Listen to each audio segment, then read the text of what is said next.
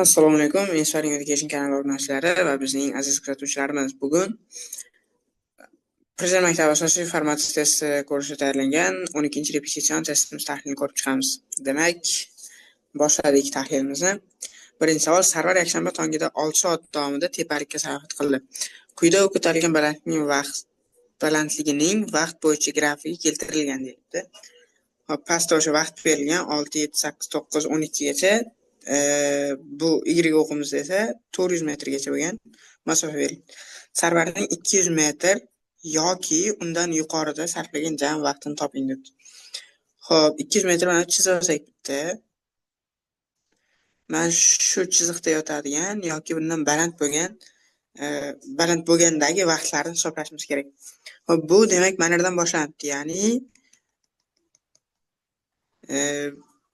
1-2,5 oraliqdan boshlanadi. Endi har bir oraliq qanchani ifodalashni topib olamiz. Ya'ni 1 soat orasida 6 ta oraliq bor ekan, ya'ni har bitta oraliq 10 minutni bildirar ekan.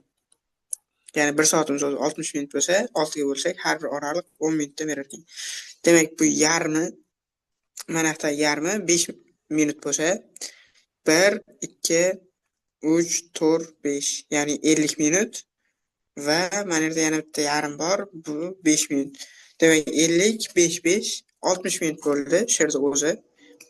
200 metrdan baland yurgan. Endi bu yoqda 200 metrdan tushib ketdi va mana shu yerdan yana qaytdi. Bitta, ikkita, 3 ta, 4 ta, 5 ta, 6 ta, 7 ta, 8 ta, 9 ta va mana yerga qarasak, to'g'ri chiziqlar bu ham 200 metr balandlikda yurgan. 10, 11, 12 ta. Xo'p, 12 ta oraliq har bir 10 minutdan, demak 120 minutni bildiradi. Bu esa 2 soat degan, to'g'rimi? 60 minut esa 1 soat degan. Demak, jami 2 soatga 1 soat qo'shsak 3 soat. U yo 200 metr yo undan balandlikda yurgan ekan. Xo'p, ikkinchi savol: qachondir Jim jahli chiqsa, u sayrga chiqadi. Sayrga chiqqanida u har doim qayg'uli musiqa tinglaydi debdi. Dan aytibdi, Dan. Jim qayg'uli musiqa tinglamoqda, demak uni jahli chiqqan. Xo'p, birinchi jahli chiqish bo'lyapti, keyin qayg'uli musiqa bo'lyapti. Ya'ni jahli chiqqandan keyin qayg'uli musiqa eshitadi, lekin qayg'uli musiqa o'zini eshitib turganini ko'rsak, mana yerda bo'lishi mumkin. Ya'ni jahli chiqmay turib ham eshitgan bo'lishi mumkin. Lekin agar jahli chiqqanini ko'rsak, u qayg'uli musiqa eshitadi deb aniq ayta olamiz. Agar Jim jahli chiqqan bo'lsa, u qayg'uli musiqa tinglaydi debdi. Bu mana yerda bo'lyapti, ichki aylanamizdagi holatni ko'rsatyapti. Bu aniq qayg'uli musiqa eshitishga olib boradi. Shuning uchun faqat patni gapi to'g'ri bo'ldi bizda. Ilmiy loyiha davomida parkda nechta gul o'sayotganini hisoblash uchun 20 ta bola 4 guruhga bo'lindi. Har bir bola gulzorning turli xil kvadrat metr maydondagi gullarini sanadi. Yig'ilgan natijalar quyidagi jadvalda ko'rsatilgan. Xo'p, birinchi guruh, ikkinchi, 4 ta guruh bor ekan. Demak, 1 kvadrat metrga o'rtacha gullar sonini hisoblash uchun 4 ta guruhning har biridan mediana olinar ekan. Mediana nima desak, ya'ni mana qavsga yozilgan ekan. O'sish tartibida joylashtirilgandagi o'rtadagi son. Demak, birinchi guruhda o'sish tartibida joylashtirib chiqamiz. 5, 5, 6, yana ikkita 5 bor ekan. Xo'sh, bitta 6, bitta 8 va bitta 11. O'rtadagisi bizda 6. Keyingi guruhga qaraydigan bo'lsak, 3, 4, 5, 6, 12. O'rtadagisi 5. Endi bu guruhimizga qarasak, 6, 7, 8, 10, 11. O'rtadagisi, ya'ni 3-inchisi 8 bo'lyapti. Xo'sh, 4-chi guruhimizga qarasak, 2, 3, 5, 7, 10 bo'lyapti. Yana o'rtadagi 5 bo'lyapti. Keyingi qadamda nima qilishimiz kerak? Bu 4 qiymat yig'indisi 4 ga bo'linadi debdi. 6 qo'shilgan 5 qo'shilgan 8 qo'shilgan 5 bo'lingan 4. Bu bizga 24 bo'lingan 4 bo'lar ekan, ya'ni 6 ni berar ekan. Parkdagi gullarning taxminiy o'rtacha soni 1 kvadrat metrga nechtadan to'g'ri keladi? Xo'p, hisoblashlarni olib bordik va bizda natija B varianti chiqdi. Ya'ni 6 ta bo'lar ekan 1 kvadrat metrda. 5 maktab jamoasi qizil, sariq, yashil, zangori bo'lishi kerak edi. Zangori va ko'k. Har bir jamoadan bir ishtirokchi 100 metrga yugurish poygasida qatnashadi. Siz poygani ko'rmadingiz, lekin do'stingiz quyidagi fikrlarni aytdi. Sariq 3-chi o'rinda deyilibdi. sariq jamoani ishtirokchisi. Demak, 1, 2, 3, 4, 5 desak, bu sariq ekan. Yashil qizildan keyin, lekin sariqdan oldin. Sariqdan oldin yashil ekan, lekin yashil qizildan keyin ekan. O'zimdan o'ylab qarasak, qizil birinchiga chiqib qoldi. Chunki sariqdan oldin o'zi ikkita guruh bo'lishi mumkin qatnashish. Ko'k zangoridan oldin, lekin sariqdan keyin. Ko'k ma'noda zangori oxirida bo'lar ekan. Shunda bizda kim g'olib chiqdi deb so'rabdi. Birinchida bizda qizil turibdi. Shuning uchun to'g'ri javobimiz qizil bo'ldi. Xo'p, bu ikkita shakl birlashtiriladi. Ular bir-birining ustiga chiqmasligi kerak deyilibdi. Quyidagi shakllardan qaysi birini yasash mumkin emas deb so'rabdi bizdan. Xo'sh, A variantga qaraydigan bo'lsak, mana yerda bo'lsak, bu shaklimiz buni beryapti. Sal chappa chiqib qo'yganimiz, bu esa mana ikkinchi shaklimiz bo'lyapti. Xo'p, C shakliga qaraydigan bo'lsak, yana mana yerdan bo'lamiz. Bu shaklimiz o'sha birinchi shakl, bu ikkinchi shakl. To'g'ri keladi. B variantga qaraydigan bo'lsak, birinchi shakl chiqarib olishimiz uchun qanday bo'lsak bo'ladi? Mana bunday bo'lsak bo'ladi, lekin qarasak, bu ikkita bo'lak bo'linib qolyapti. Ya'ni bitta ikkinchi shaklimiz bermayapti. Shuning uchun bu shaklimizni qila olmaymiz. Yasay olmas ekanmiz. D shakliga qarasak, bu ham yasab bo'lmaydigandek ko'rinishi mumkin, lekin birinchi shaklimizni bunday qo'ydik, yonboshqib, keyin ikkinchi shaklimizni ham ostidan qo'yib qo'yamiz. Shunda buni ham yasasa bo'lar ekan. Shuning uchun faqat B shaklimizni yasab bo'lmaydi. To'g'ri javobimiz B variant bo'ldi. Karimning onasi unga katta tug'ilgan kun ziyofati o'tkazish uchun matematika va ingliz tilidan 50% dan ko'p ball olishi kerakligini aytdi. Agar Karim onasi shunday buyruq bergan bo'lsa, quyidagi gaplardan qaysi biri to'g'ri bo'lishi kerak? Xo'p, A javobda aytibdi. Karim matematikadan 50% dan ko'p oladi, shuning uchun u katta ziyofat o'tkazadi debdi. Bu yerda ingliz tilidan ham ko'p 50% dan ko'p ball olish kerak. Shuning uchun A javobni olmaymiz. B javobda Karim matematikadan 45% va ingliz tilidan 80% oladi, shuning uchun katta ziyofat o'tkazadi. 45% past bo'lib qolyapti, ya'ni 50% dan ko'p bo'lishi kerak, shuning uchun B javobimizdan chiqib ketadi. C javobda Karim umumiy qobiliyatdan 50% dan kam oladi, lekin matematika va ingliz tilidan 70% oladi. Shuning uchun u katta ziyofat o'tkazadi. Buni to'g'ri javob deb olsak bo'ladi, chunki Karimning onasi o'sha umumiy qobiliyat degan fanni aytmagan edi. Bundan 50% dan ko'p olishing kerak yoki kam olishing kerak degan shart qo'ymagan. Lekin Karim matematika va ingliz tilidan 50 dan baland oldi, ya'ni 70% oldi. Shunda katta ziyofat o'tkazsa bo'ladi. Demak, C javobimiz to'g'ri. Karim matematika va ingliz tilidan 60% olganda ham katta ziyofat o'tkazmaydi. 50% dan oshyapti. Bunda bemalol katta ziyofat o'tkazsa bo'ladi. Onasining buyrug'ini bajargan bo'ladi. 7-savol. Quyidagi varaq uzuq chiziq bo'ylab buklanganda, mana chizig'imiz, ko'k chizig'imiz. Buklanganda nechta teshikchalar bir-biri bilan ustma-ust tushadi deyilibdi. Xo'p, buni qanday bilamiz? Mana shu chiziqlardan bir xil uzoqlikda yotgan aylanalar bir-birining ustiga tushadi. Ya'ni masalan, bu aylanaga qaraydigan bo'lsak, bunday turibdi hozir. Xo'sh. Ya'ni uzun chiziqdan aylanagacha chizib o'tkazamiz. Mana shu yerda chiziq bu tarafida yana bitta aylana bo'lishi kerak. Yo'qmi? Demak, buni tushmaydi bir-birining ustiga. Xo'p, bunda qaraymiz endi. Bunday kelyapti. Demak, bular bir-birining ustiga tushishi mumkin va o'ylab qarasak tushadi ham bir-birining ustiga. Xo'p, bunga qaraydigan bo'lsak, uzuq chiziqgacha shunchagina masofa bor, bu yoqqacha ham shunchagina masofa qilamiz. Yo'q, bu yerda boshqa shakl yo'q, shuning uchun bu tushmaydi. Bu shaklimizga qarasak, uzuq chiziqgacha mana shuncha masofa, uzuq chiziqdan keyin boshqa shakl yo'q, shuning uchun buni ham olmaymiz. Xo'p, buni oladigan bo'lsak, bunda ham yo'q boshqa shakl, shuning uchun bu shaklimiz ham ketdi. Bu shaklni oladigan bo'lsak, taxminan qaralsa, ikkalasi bir xil uzoqlikda turibdi. Shuning uchun buklaganda bir-birining ustiga tushadi. Demak, bu ikkinchi shakl, bu 1 bo'ldi, bu 2 bo'ldi. Xo'sh, bunda parasi yo'q, bu yoqdagi, bunda ham para yo'q va bu ikkalasi bir-birining ustidan tushadi, chunki chiziqdan bir xil uzoqlikda turibdi. Demak, bizda qog'oz uzuq chiziq bo'yicha buklanganda 3 ta teshikcha bir-birining ustiga tushar ekan. Shuning uchun javobimiz B variant bo'ldi. Xo'sh, 8-chi savolga keldik. Berilgan shakl bir xil kvadratchalardan tashkil topgan. Yaxlit bitta to'g'ri to'rtburchak hosil qilish uchun eng kamida yana nechta ko'pchalar kerak bo'ladi? Xo'sh, bu yerda balandligi yoki eni deymizmi? Mana shuncha ko'p bo'lishi kerak. Shungacha to'ldirishimiz kerak. Eng minimum. Eni bo'yi bo'lsa mana shungacha bo'lishi kerak. Bo'ldi, mana shuni to'g'ri to'rtburchak hosil qilishimiz kerak. Shuni sanab chiqamiz endi. Xo'sh, yoki birinchi bo'yida nechta bo'y uzunligi, bo'yi xo'sh, nechta ko'pdan tashkil topganini sana olamiz. Ya'ni 3 ta, 2 ta. Demak 8 ta ekan.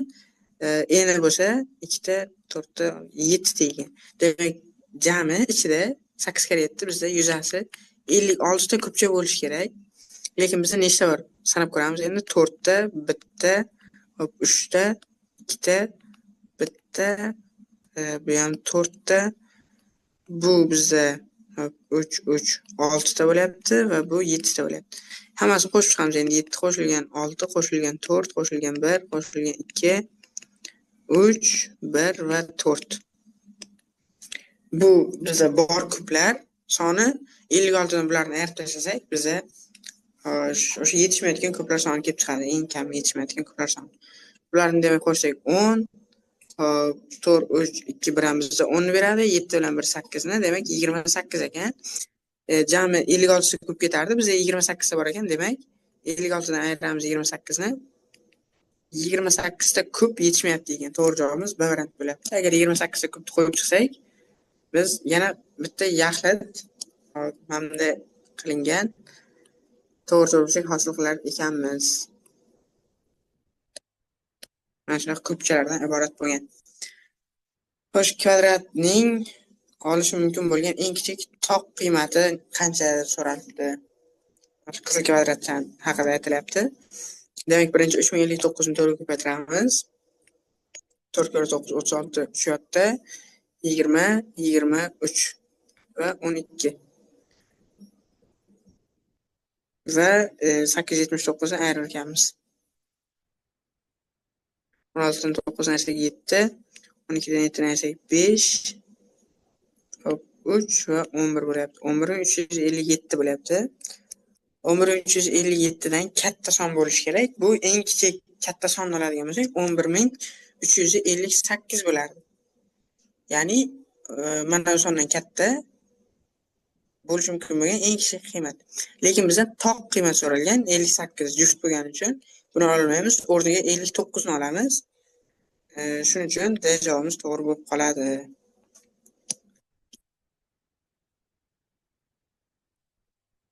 10-savol. Sara savdo markazidagi to'xtash joyida mashinasini yo'qotib qo'ydi va xavfsizlik xizmatidan uni topishda yordam so'radi.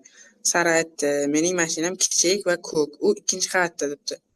Xavfsizlik aytibdi, 2-qavatda ko'k mashina bor, demak bu sizning mashinangiz debdi. Quyidagi gap qaysi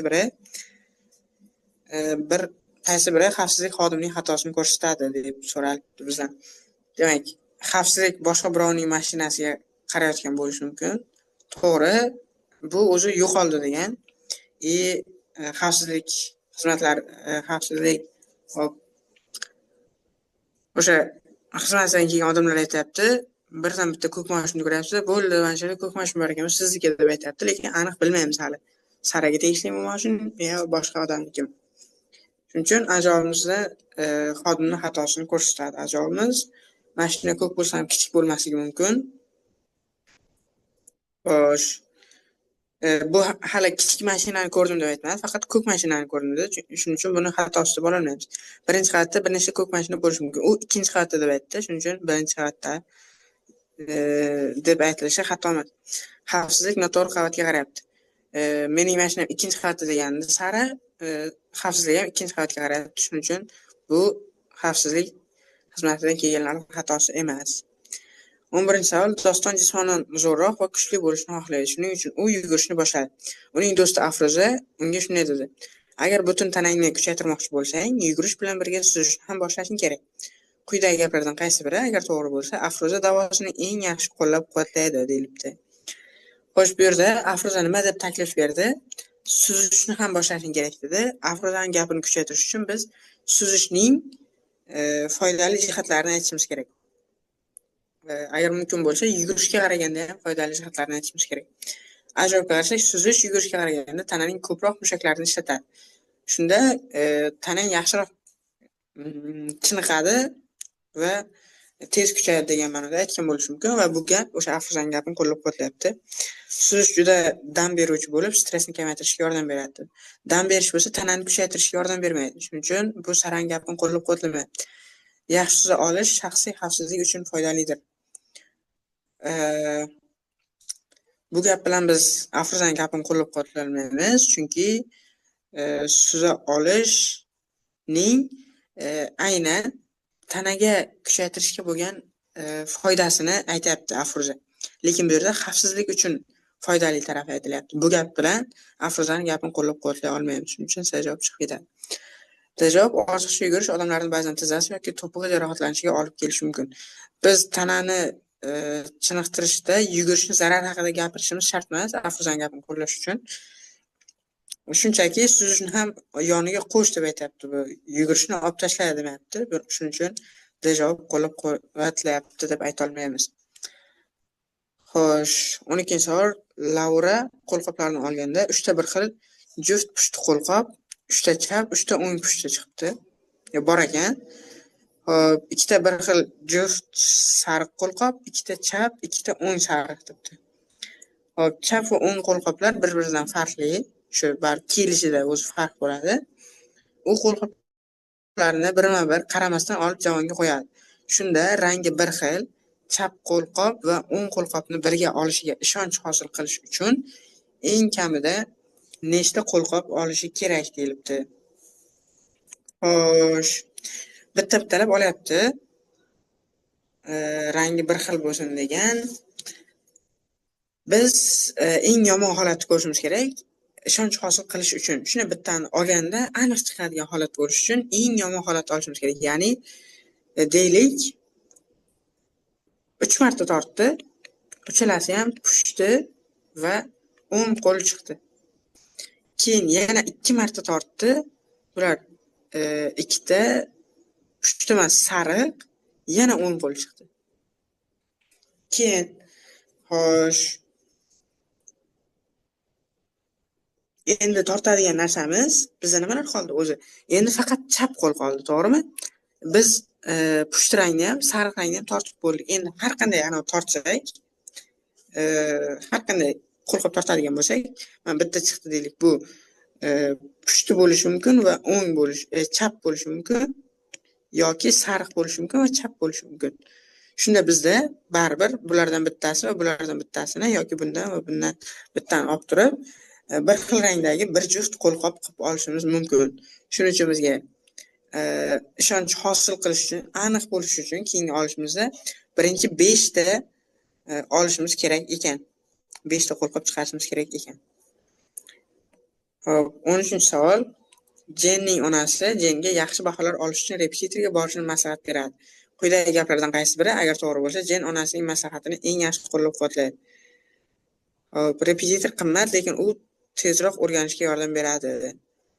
Hop, qimmatligi bu yerda onasining gapini qo'llab-quvvatlashga,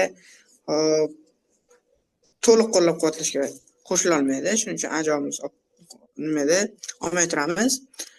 B javobimiz ota-onasidan yordam olish ham unga yaxshi baholar olishga yordam beradi. Bu onasi o'sha repetitorga borishga maslahat berganini qo'llab-quvvatlamaydi. Undan ko'ra repetitorga bormay, ota-onasidan o'rgangan yaxshi degan xulosaga kelib qoladi. Jen yaxshi baholar olishi kafolatlanmagan. Bu onasi ham kafolatlagani yo'q, lekin yaxshi baho olishinga yordam beradi, ko'maklashadi deyapti. To'g'ri, Jen o'zining ham harakatiga bog'liq. Lekin bu Jen onasining gapini qo'llab-quvvatlamaydi har qanday holatda. Dga qarasak, repetitor maktabda qiynaladigan narsalarni tushunishga yordam beradi. Bu to'g'ri, o'sha maktabga bordi, sal qiynaldi mavzular bo'yicha, keyin repetitorga borib, repetitorga borganda tushunishga yordam berdi yaxshiroq. Shunda endi yaxshi baholar oladi. Bu o'sha Jenning onasining gapini to'liq qo'llab-quvvatlayapti. Quyidagilardan qaysi biri piramida shaklida buklanmaydi deyilibdi. Piramida shaklimiz 3 burchaklardan tashkil topadi. va pasi kvadrat bo'ladi. Ya'ni mana keyin va 4 ta anavisi pasi kvadrat bo'ladi. Hop, birinchisini mana markazga buni qo'ysak, buni hammasini yon taraflari tikka qilib chiqsak, piramida hosil bo'ladi. Hop, bunga bo'lsa, buni tikka qilamiz. Keyingisi o'z-o'zidan kelib qoladi bu atrofga. Mana keyin bu yoqqa keladi. Bitta aylantira olamiz. Mana markazni mana yerga olib kelsak, o'zi hammasi kelib qoladi. Aylanib. Demak, bundan ham qilish mumkin. Bundan ham qilish mumkin. 3 ga qaraydigan bo'lsak, 3 ta bizga mana yerda mana bo'ladida, to'rtburchak bo'lyapti. Mana ikkita to'rtburchak kelyapti. Va bu yog'i 3 burchak bo'ladi. Ya'ni qanday shakl paydo bo'lyapti bizda? Mana xuddi mana shunday shakl paydo bo'lyapti. Bu piramida emas. Shuning uchun 3-chi shakl bo'la olmaydi. Bu bo'lmayapti bizda. Xo'p, 4-chi shaklga ham qaraydigan bo'lsak, buni markazga olib kelamiz. Keyin bu shaklimiz ham markaz bo'lgandan keyin mana bunday holatga keladi ikkalasi. Keyin endi buni markazga olib kelsak, bu taraf ham bu yoqqa qo'shiladi va piramida hosil bo'ladi. Demak, faqat piramida hosil bo'lmaydigan holat bu 3-chi holatda bo'lar ekan. Hop, qurilish to'plamining bir qismi quyida ko'rsatilgan. Quyidagilardan qaysi biri bu qurilishning yon tomonidan ko'rinishi bo'lishi mumkin debdi. Xo'sh, birdan javoblarga qarab ketaveramiz. A javobga qarasak, demak, birinchi kaltaroq turibdi, keyin eng uzun minora turibdi. Demak, bu tarafdan qaralyapti deb tasavvur qilsak bo'ladi, chunki bu birinchi, keyin bu turibdi. Eng uzuni shu-ku. Keyin endi nima bo'lishi kerak? Buni o'zi ko'rinishi kerak, bu ko'rinmasligi kerak. Lekin bu yerga qarasak, birinchi kichkina ko'rinyapti, keyin katta ko'rinyapti. Ya'ni buni o'rni almashib qolgan, lekin bunday bo'lishi mumkin emas.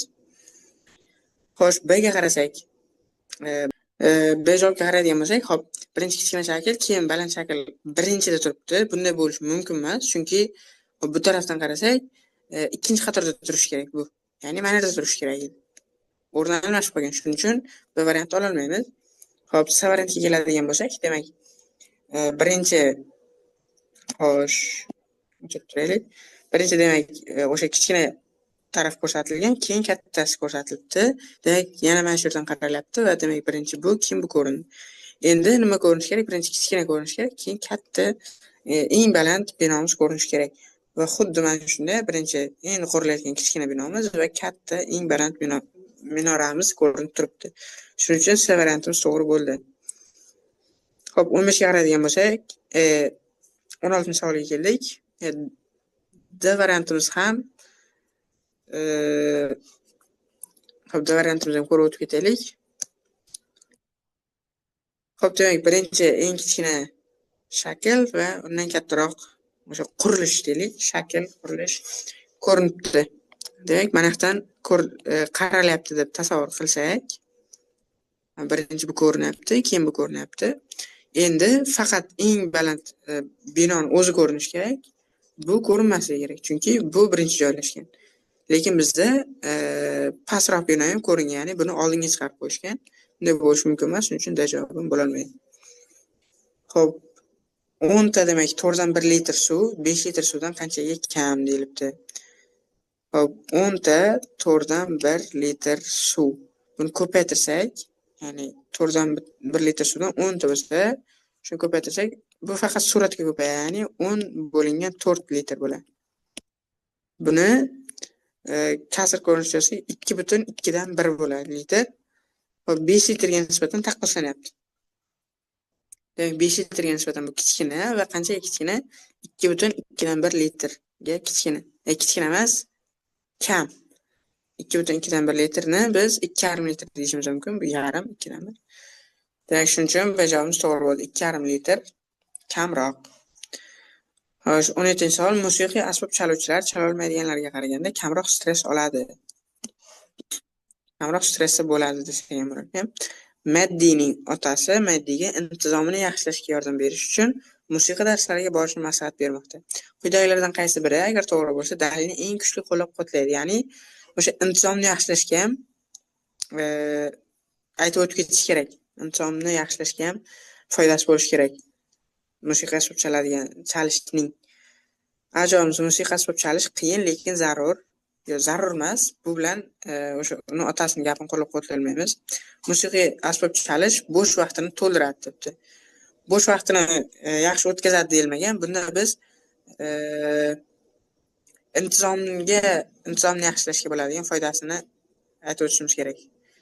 Musiqiy asbob chalish tez va oson o'rganiladi. Yo'q. D javob: musiqiy asbob chalish katta ishonch va ko'nikmalarni oshiradi. Shunda Madi, ya'ni o'g'lidagi intizomni ham yaxshilar ekan. Mana shu D variantimiz o'sha Madining otasining gapini qo'llab-quvvatlaydi. 18-savol. Amanda sinfda maktabga kech qolgan bir vaqtda bir avtobusda 3 ta bola bor debdi. Lekin 5 ta o'quvchi darsga kechikdi. Demak, hozir avtobusda 5 ta o'quvchi bor debdi. Xo'sh, quyidagi gaplardan qaysi biri Amanda qilgan xatoni ko'rsatadi? Nima xato bo'lishi mumkin? 5 ta odam kechikdi. Sinfda 3 ta bola bor degan, bir vaqtda bir avtobusda 3 ta bola bor. Lekin 5 ta o'quvchi darsga kechikdi. Demak, hozir avtobusda 5 ta o'quvchi bor. 5 ta kechikyapti, 3 ta bola bor, lekin 3 ta emas, 5 ta bo'lish kerak deyapti. Amanda aytadi. Lekin yo'q, nimaga unday bo'lish kerak? Hamma ham maktabga avtobusda yurmasligi mumkin. Ya'ni uydan kech chiqib, uydan kechib kelayotgan bo'lishi mumkin. Shu javobni qarashimiz kerak. Amanda boshqa sinf o'quvchilarini hisoblamadi. Yo'q, boshqa sinf o'quvchilarini hozir keragi yo'q bizga. Amanda kech qolgan bolalarning sonini noto'g'ri hisobladi. Yo'q, bunda uni noto'g'ri hisoblaganini bila olmaymiz hozir. Xo'p, barcha kech qolganlar avtobusga kelmaydi, ba'zilari mashinada keladi va mashina ham tirojda qolishi mumkin. Ya'ni tirbandlikda qolishi mumkin. Shuning uchun C variantimizni javob turishlik bo'ladi. Amanda odatda qaysi o'quvchilar avtobusda ekanligini aytmadi. Bu Amandaning xatosini ko'rsatmaydi, o'zi ism haqida gapirgani yo'q. Faqat C javob bo'lishi mumkin, ya'ni hamma o'quvchi ham faqat avtobusda kelmasligi mumkin. Demak, 16-savol, 19-savol. Quyidagi 3 ta idishga ya'ni jug deyiladi, o'sha inglizchada X, Y, Z ma'lum miqdorda suyuqlik bor. Ko'rsatilgan mana Z idishning hajmi 1 litr ekan. 1 litr suv ketar ekan bunga. Jami Karim X va Y idishlardagi suvni Z idishiga to'lguncha quydi. Xo'p, X bilan Y da jami qancha suv bor edi o'zi? Demak, X da ko'rib turganimiz 400 ml. Y ga qaraydigan bo'lsak, 600 bilan 400 ni o'rtasida joylashgan. Ya'ni 500 mm ekan. Xo'sh, buni o'zidachi, ya'ni mana shu yergacha bo'lganda, to'lganda 1 litr ketsa, hozir 4 dan 1icha suv bor. Ya'ni 4 dan 1 buni 250 ml bo'ladi. 250 ml suv bor. To'lguncha qancha kerak? Hop, 1000 dan ayiramiz 250 ni. Demak, 750 ml suv kerak ekan bunga. Shunda X va Y idishlarida birgalikda qancha suv qoladi deyilibdi. Demak, X va Y da o'zi birgalikda 900 bor. Shundan 750 ni quyish kerak Z ga. Bu to'ladi. Ayiramiz 750 ni. Va demak, birgalikda X va Y da. Bilan qaysidan endi qanchadir quyadi? Birgalikda 150 ml suv qolar ekan. Hop, 20-savol. Politsiyachi aytadi, kimdir jinoyat qilsa, hatto kichik bo'lsa ham oqibatini tortish kerak. Ya'ni jazosini olish kerak. Ushbu da'voni qaysi gap eng yaxshi qo'llab-quvvatlaydi? Hammasi jinoyat uchun jazolansa adolatli bo'ladi, shunda boshqa sodir bo'lmaydi. To'g'ri, har qanday jazo bo'lsa ham, kichikmi kattami, jazolansa, bir xil qaralsa, shunda sodir bo'ladigan jinoyatlar soni kamayishi mumkin. To'g'ri javobimizni A javob deb olamiz. Barcha jazolar jinoyat darajasini hal qila olmaydi. Xo'sh, bunda barcha jazolar jinoyat darajasini hal qila olmaydi degan.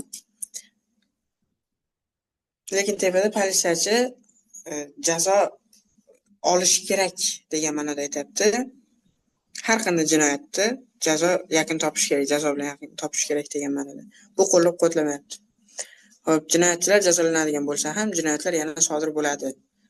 Xo'sh, bu gap o'sha yana politsiyachining gapini qo'llab-quvvatlamayapti. Ya'ni o'sha jazolashdi, ular anglab yetishni ham baribir farqi yo'q, ya'ni baribir jinoyat yana sodir bo'laveradi degan ma'noda. Sajovimiz qo'llab-quvvatlamayapti. Kichik jinoyatlar jiddiy emas va ular uchun jazo bo'lishi kerak emas deyilibdi. Lekin politsiyachi hatto kichik bo'lsa ham oqibatini tortish kerak, ya'ni jazosini olish kerak degan ma'noda aytgan. Bunda esa uni qarama-qarshisi bo'lyapti. Shuning uchun javobimiz ham xato bo'lyapti.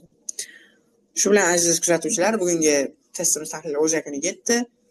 Videom sizlarga foydali bo'ldi deb o'ylaymiz. Xatolar va kamchiliklar uchun avvalambor uzr. Boshqa testlar va video darslarda ko'rishguncha xayr, sog'